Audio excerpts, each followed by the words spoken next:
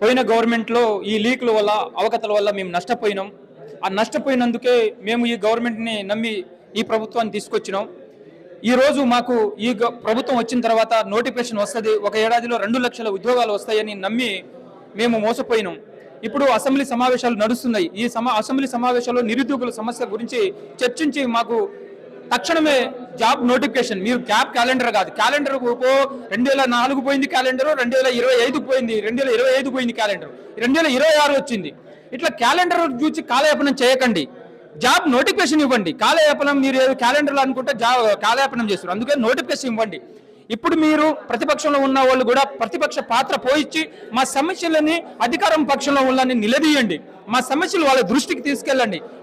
మేము అడిగితే వీళ్ళు నిరుద్యోగులు కాదు అని అంటున్నారు. కనీసం మా సమస్యలని మీ ప్రతిపక్షంలో ఉన్న వ్యక్తులు మీరైనా ప్రతిపక్షంలో అడగండి, అట్లయినా వాళ్ళకి తెలుస్తుందేమో.